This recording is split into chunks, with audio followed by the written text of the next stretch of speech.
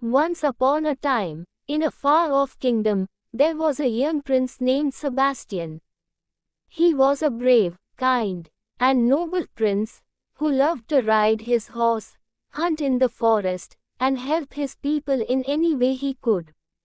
He was loved by all his subjects, who admired his strength and valor, and his wise decisions that had made the kingdom prosperous and happy. One day, while Sebastian was out in the forest, hunting with his faithful hound, he stumbled upon a strange creature. It was a tiny, delicate creature with wings that shimmered like diamonds, and it glowed in the sunlight. The creature was frightened, and it looked like it had been hurt, so Sebastian approached it slowly, trying not to scare it away. "Please, do not be afraid," said Sebastian, holding out his hand.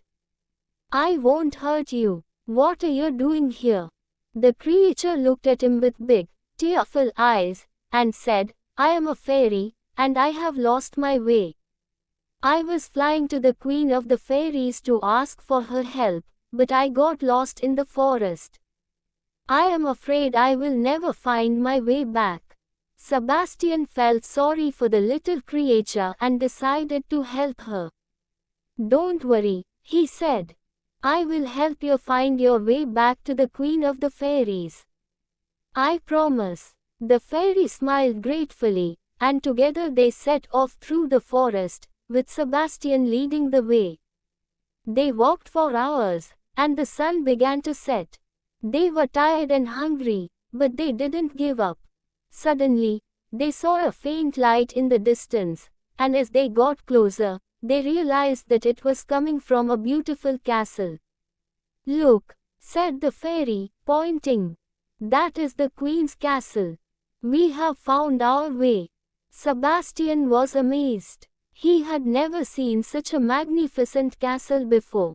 It was made of the finest marble and adorned with precious gems and gold. The castle was surrounded by lush gardens, and the air was filled with the sweet scent of flowers.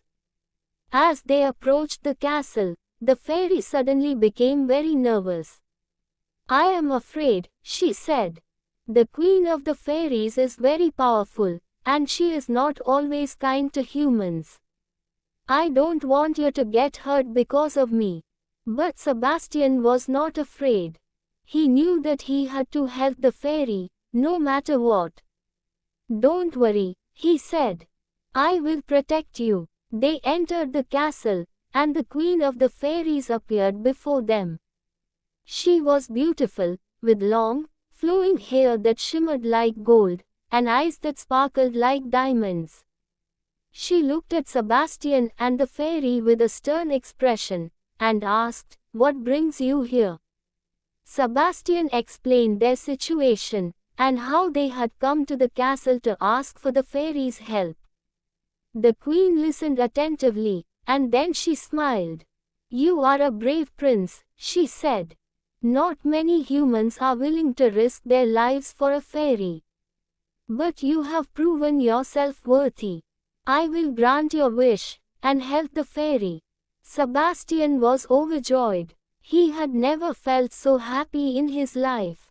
The Queen of the Fairies helped the fairy, and Sebastian thanked her with all his heart.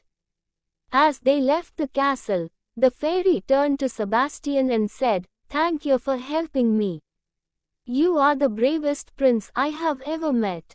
Sebastian smiled, feeling proud and happy. He had made a new friend, and he had proven that he was a true hero.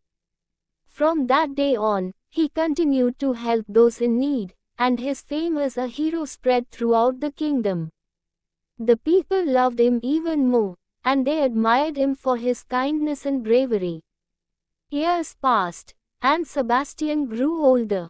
He ruled the kingdom with wisdom and justice, and his people prospered. One day, he met a beautiful princess from a neighboring kingdom, and they fell in love. They got married in a grand ceremony, and the kingdom rejoiced. Sebastian and the princess lived happily ever after, and their love for each other never faded. They had many children, who grew up to be strong, kind, and wise, just like their father. And the fairy who Sebastian had helped all those years ago, she became a trusted advisor to the queen of the fairies, and she always remembered the brave prince who had helped her find her way back home.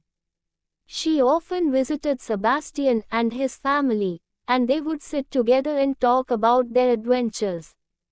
And so, the legend of Prince Sebastian lived on, inspiring generations to come, and reminding us that true bravery comes not from strength or power, but from a kind and compassionate heart.